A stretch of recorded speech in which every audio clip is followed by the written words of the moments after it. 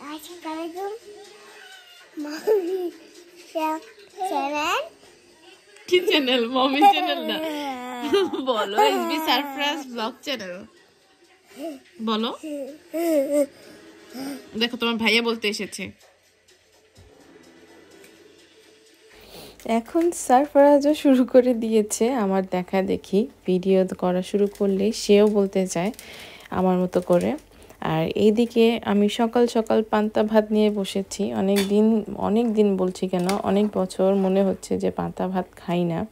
তো মনে হলো বাসায় যেহেতু ভাত আছে, হঠাৎ করে আমার কাছে মনে হলো যে খাই, দেখি কেমন লাগে অনেক দিন পর। আর এইদিকে তো আমার ছোটজন দেখতেই পাচ্ছেন, সে দাঁড়িয়ে থাকে মাশাল্লাহ।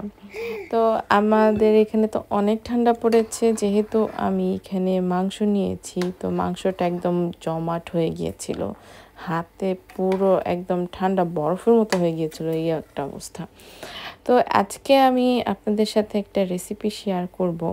আসলে এটা সবসময় আমার মা রান্না করেছে, আমি কখনোই রান্না করি না বা ট্রাই করিনি রান্না করার জন্য, বা দেখি নাই কীভাবে রান্না করে।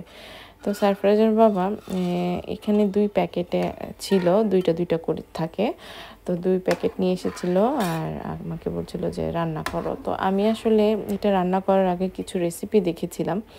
তো এখন এটাকে কাটার পালা। এখন এইটার সাইজ আপনাদেরকে দেখাচ্ছি এটা কীরকম। আসলে 2 প্যাকেটে 2 ধরনের থাকে, একটা বড় থাকে একটা ছোট থাকে।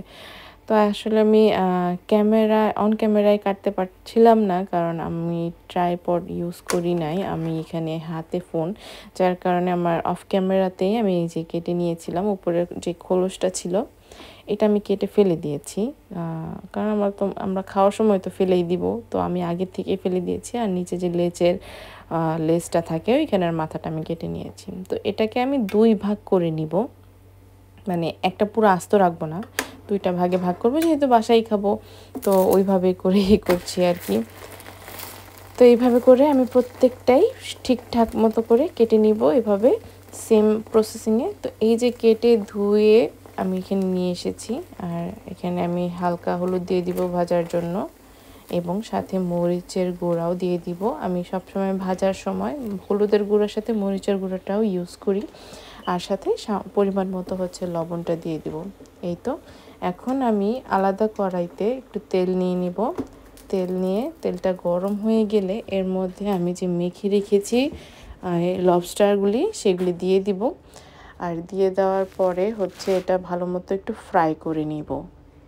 তো আপনাদেরকে বলে নেই যে আমার হাত তো আগের দিনই কেটে গিয়েছিল, যার কারণে আমি হাত দিয়ে এটা আর মাখতে পারছিলাম না। আর কারণ এটা অনেক ধারালো ছিল, এটার যে সাথে খোলসগুলি এগুলো অনেক শক্ত ছিল, আমি যার কারণে চামিচ দিয়েই মাখি। আমি আর রিস্ক নেই, কারণ অলরেডি আমার হাত কাটা, আর হাত কাটা যেহেতু এখন শীতকাল, ব্যথাটা খুবই বেশি লাগে। তো এই যে এখানে মানে যেভাবে হোক, যেরকমই হোক মেখে নিচ্ছিলাম চামিচ দিয়ে। আমি কখনোই চামিচ দিয়ে মাখি নাই, ফার্স্ট টাইম। আমার হাতে এত পরিমাণে ব্যথা কেটে যাওয়ার কারণে। তো এখানে মেখে আমি এটা সুন্দর করে ফ্রাই করে নিব, যাতে একটু মানে ভাজা ভাজা স্মেলটাও থাকে, স্মোকি টাইপের। তো এইভাবে করতে চেয়েছিলাম।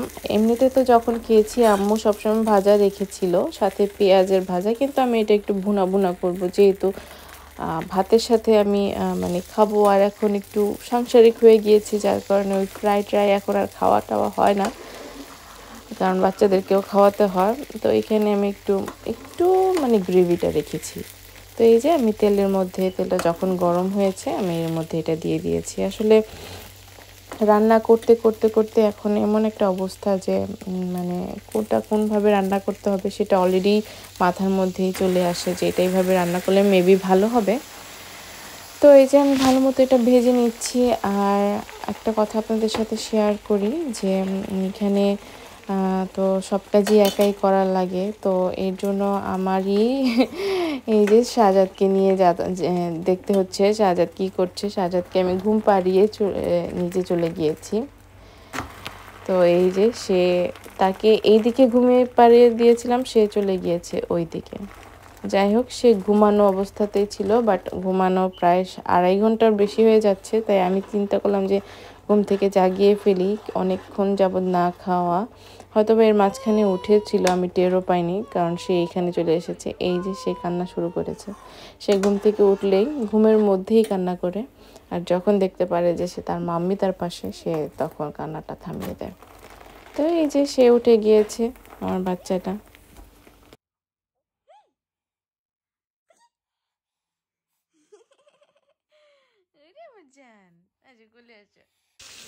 বেবিকে রেখে একটু তাড়াতাড়ি করে চলে আসলাম, কারণ আমি তো চুলার মধ্যে এটা দিয়ে গিয়েছি। এখন আমি এর মধ্যে আমার কুচি করে রাখা পেঁয়াজগুলি দিয়ে দিব। আমি কিন্তু ভাজার পরে পেঁয়াজ এর মধ্যেই দিয়ে দিচ্ছি। আমি এটা একটু এইভাবেই রান্না করতে পছন্দ করি। প্রথমে আগে পেঁয়াজ কষাই না, একসাথেই সব কিছু মানে ভুনা ভুনা করে নিব। এখন পর্যাপ্ত পরিমাণে হলুদ, মরিচ যা যা লাগে আমি সেগুলি এখন দিয়ে দিব। এটা খুবই সিম্পল রাখার চেষ্টা করি, কারণ এখানে ওই ধরনের এত মশলা লাগে না চিংড়ি মাছে। এরপরে আমি এর মধ্যে সামান্য পরিমাণে রসুনের বাটা অ্যাড করে দিব। এরপরে এটা ভালো মতো করে মিশিয়ে নিব।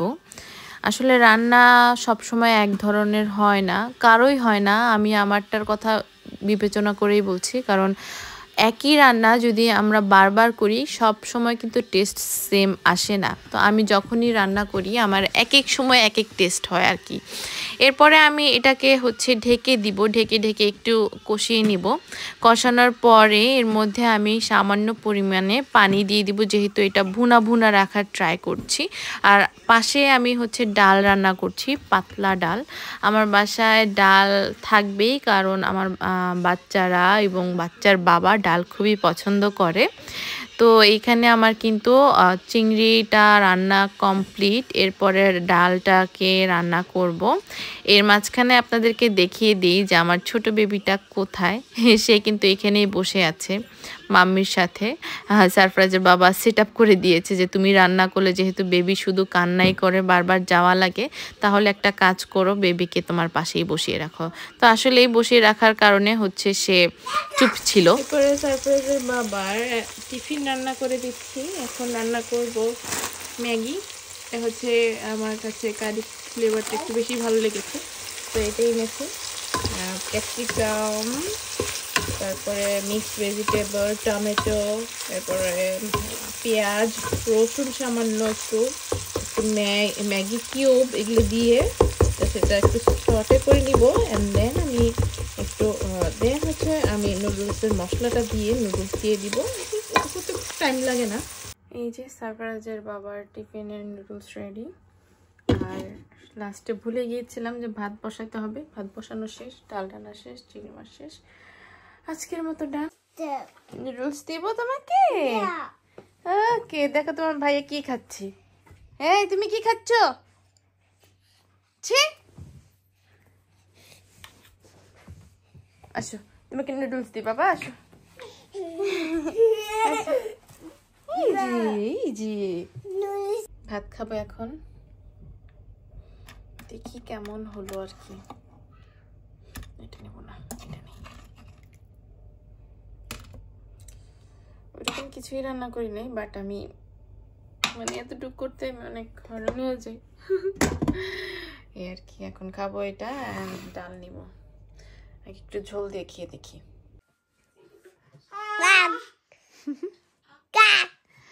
তো আজকের মতো আমার ভিডিও এতটুকুই। আমাদের এখানে এখনো মাত্র 9:30 বাজে, বাট মনে হচ্ছে যে রাত 11টা বাজে। তুমি বলবে? আচ্ছা বলো বলো বলো, তুমি বলো বলো।